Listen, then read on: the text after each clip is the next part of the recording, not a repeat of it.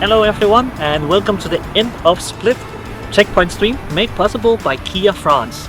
Today we will be taking a look at the year so far. We'll talk about winter, we'll talk about spring, and we'll take a dive into a bunch of stuff: mentality, gameplay, draft, strategy, really whatever comes up, and then we'll take a look forward to Summer Split as well.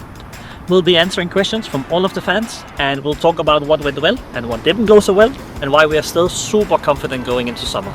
So, thank you in advance for tuning into the stream, and without further ado, we will get down to business. A little bit of a start up. Obviously, the place that makes sense to start is the split in general, right? Like how it went, our thoughts on it, kind of overall approach to the split. Obviously, it was a big experimentation, the split, right? Like at the end of winter, it was only like 1 or 2 days after we got knocked out. I messaged Neo like, "Hey Neo, we have a crazy idea. I think you'll like it." He was down for the idea of the whole Nisqy role swap and experiment, right? So it was very experimental. That doesn't mean that our hopes weren't high. Our hopes were actually really high, and we were pretty clear about that. And I think actually the roster had a really nice ceiling, and it's sad to have seen it fallen short. But the philosophy was very much about getting people on the same page. We emphasized patience a lot. That was something that you felt pretty strongly about, right? Was making sure that everyone was aware that this team was a team that was going to ramp up over time, and to make sure that everyone was patient. And like initially Nisqy came in and there was this big honeymoon phase. We were like smacking people in scrims. We didn't lose a scrim block for like 3 weeks or something. It was crazy. And throughout it, we were being like, guys, like, you know, it's going to be a roller coaster. There are going to be hard times. And we were saying to Nisqy, like, look, things are going to be different when you get to LEC. People are going to attack you. People are going to shut you down. People are going to ban you out. Fearless is going to come, right? Like these things were definitely on the horizon. Our perspective as coaches, it was a lot about having patience, having empathy, being optimistic, and just working hard to like help each other be good and help Nisqy have an easy transition, right? So we really tried to get a lot of the other players to chip in and like take more responsibility or help him learn additional concepts or sync up with him more aggressively in the game. Especially Linas put in hours and hours and hours before scrim, after scrim, to sit down, watch over clips with him, anything from map openings to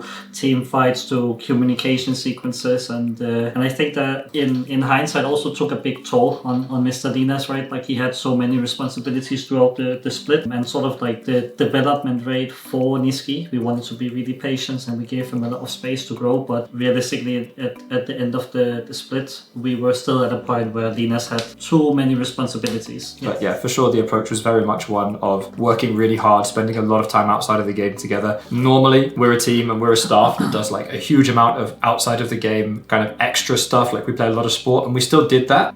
We do like a lot of team building, we do a lot of sports psychology, we do a lot of extra stuff, but we toned that down a little bit this split because we really felt that we needed to get a huge number of reps in. Nisqy's someone who learns a lot with repetition and needs generally a lot of repetition to get like concepts in. He's a very instinctive player. Typically you have players who are kind of cerebral or instinctive, right? Like there's a kind of a scale, and we felt that was kind of the best for the team. The approach was like very, very grind heavy, honestly, this split. I think like we played a huge number of scrims. We played a lot of evening blocks at the beginning. I think there were lots of days where we were playing like 8 games a day, which was a lot. We also took a lot of inspiration from G2 and sort of how they've been approaching solo queue the last few years as well, right? Like emphasizing actually going and attacking the top spots in the league. I think we've had Nut on rank 1 basically all of spring, Linas top 5 all of spring. You could definitely see it in the individual performances for the most part as well. And so yeah, like patience with Nisqy, like very grind heavy, getting a lot of reps because we have a bunch of players that just benefit a lot off of reps. And then the same as always, right? Like play aggressive in your face League of Legends. We hate losing games where you just watch enemy team choke you out, death by 1,000 cuts, right? Like it's sort of the worst kind of losses for me when I look back at my career and the games. I'd much rather lose an explosive game than those. I mean, for the most part, we managed to do that throughout the split. Maybe a bit too many explosions. And I'm going to be really honest about the whole Nisqy situation. Nisqy is still like a friend of ours, and he's still someone that we're on good terms with, and we parted with you know no issues between us, right? But I won't lie, I was disappointed in the whole outcome of the situation and the way that things like panned out, and there are things that obviously I was frustrated with, and we can be like honest about those. There's no issue with that. And one of the things I'll be honest about is that like Nisqy's role in the team was to do a lot of leadership outside of the game, in terms of like he brings a lot of positivity, he brings a lot of good vibes, he laughs a lot, he jokes a lot, like he pushes people. It's really nice. Like one of the first things that Nisqy did was like start pushing people to come to the office earlier and leave later, you know? I think if you look at the games, it's really clear that Nisqy, when it came to official matches, was a little bit out of his depth, right? And that there were a lot of things, and this is something that is really normal for a support. Really dope. There he is. Hello. There he is. Someone had a question on draft saying Niski wasn't good on Engage, but why didn't Linces play some? Was it because of meta? I mean, What Engage was there? There was like Xin and Vi for the most part, right? I And think Sentry. he played all of them. Pantheon. It's just like there weren't like. I mean, Maokai was the big one, right? Like Yeah. Maokai we didn't play, and I think in hindsight that was a mistake. For sure. Do you want your jungler to play Maokai?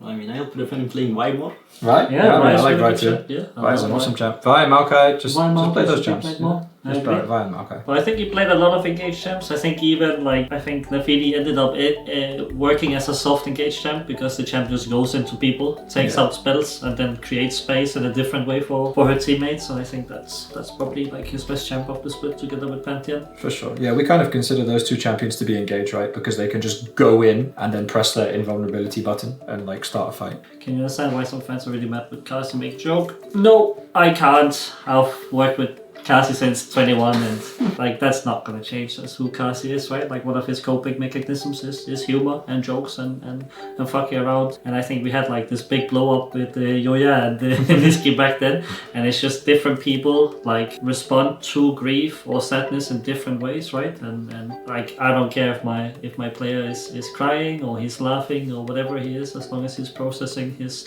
grief, then I'm happy. Yeah. I can see how it can look from an outside point of view, but I can tell you from an inside that just because Kasi laughs when we lose, it doesn't mean that he doesn't care. What you see from the outside is such a tiny snippet of what's actually going on and what's happening and like what that person is actually experiencing right now. I don't think it's really representative of much, to be honest with you. Why Sten wasn't considered last year? Okay, so I mean, there's a lot of questions about Sten, and we kind of addressed this in the last one as well. But for me, and the way that we do hire players is also a question like that we want to hire like a specific type of players to fit into the system, and it's not that limits like infinite players. It does limit players, and then TLDR is something we've been very open and honest about the whole way as well. Is we want players that click forward. We want people that grind. We want people that want to be the best in their role, and we want players that perform when it really matters. We need players that doesn't choke in playoffs. We need players that can go to a final stage and not having to go and puke in the toilet. We want players that can compete at the highest level when it really matters. And Mac and I actually went with the LFL team to the Munich Arena for their finals. EMEA finals, yeah. And going to that EMEA finals was one of the things that made me, I mean, I already worked a bit with Matt beforehand when they were boot camping in Berlin, but going to the finals and seeing this guy being like this on the stage and talking in the same tone, like throughout the entire final, didn't matter when it was 1-0 or it was 2-1 or the last game we were losing, like it made me 100% sure that this is a guy I want on my team, because this is a guy that's going to show up whether it's regular split day one or it's a grand final. And one of the things that we have observed, or I personally have observed from Sent, is that in these big stake games, he often was less. He was a better player in regular split. He was more confident when there was less on the line, and that for me was one of the big reasons why I was not considering him. I think he's a great player. I think he has good hands. He's consistently high in solo queue, but he did not have that bite to him in playoff games that we were looking for, that I was looking for. Yeah, I think that's fair. We just didn't think that he was the right fit, right? And like we value fit above like a player being good. You know, like fit is really important, right? That's not to say that we always make the right decisions. I think we messed up with the decision on Hilly and Linus fitting, and I think we underestimated how difficult that would be. Yeah. But that's like the logic, and I think, and you know, I'm happy to stand by that. At the end of winter, when we just signed Niski, people said like, do you have that regret of not signing Stend? I said no, I'm happy with where we are now, and like I would prefer where we are now to having Stend, and I would say the same now. Like I would prefer where we are now to having Stend, right? Even if Stend's made playoffs, like great for him. We adore Stend. Stend literally like came to our matches to cheer us on at certain points, right? Like he's such a lovely guy and we adore him. It's just like not the right fit, and that's okay. Right, I think it seems like the chat's run out of questions for you, Mr. Knack. It's a little bit hot in this room, so we're gonna let you go. Thank you very much for tuning into this beautiful Kia end of split checkpoint stream. Thank you, Kia. Thank you, everyone. See ya. My hope for summer is that we can play more comps that allow us to just go and just do stuff. That's really the type of League of Legends that we love coaching, is League of Legends where you TF up top and then you TP bot, and like you have these creative level ones and you invade the guys early and you like herald their mid tower and flash on them and kill them as 5 people and dive them and start the Baron on spawn, right? Like these are so many of the set pieces that we love working with, and I think just the balance of the team and the roster should facilitate that much better in summer than it has so far. Yeah. Completely agree. Like stretch goal is top 4 and making worlds. Like there's like always the possibility that it happens, right? Like it's not particularly out of our reach, and we really think that if everyone steps up a little bit, it can happen. Again, our most convincing this split was versus the current LEC reigning champions. The difference between teams in EU on any given day is not that big. Yeah. Thanks so much, guys, for tuning into the stream. Thanks for the honest questions. Like, I get it. We're here for your frustrations, and we hear you.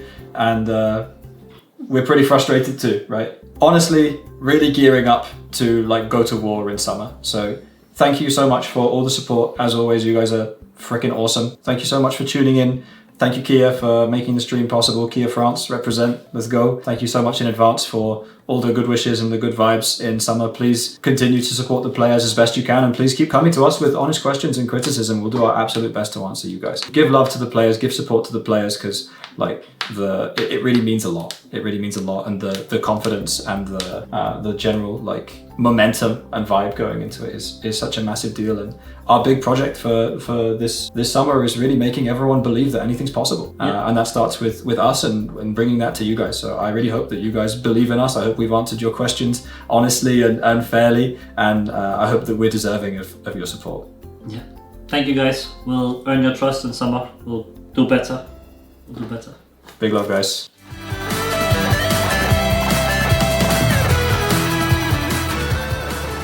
So that's where we are at heading into the summer split. We'd like to thank you all for tuning in, and of course thank you for your continued support and your commitment to us as a team. And we'd like to also assure you that we're going to do our absolute best to get the results that you guys deserve heading into the summer split. And a massive thanks to Kia France for making this end of split checkpoint possible and for your continued support. We're looking so much forward to seeing you all in the LEC studio for summer.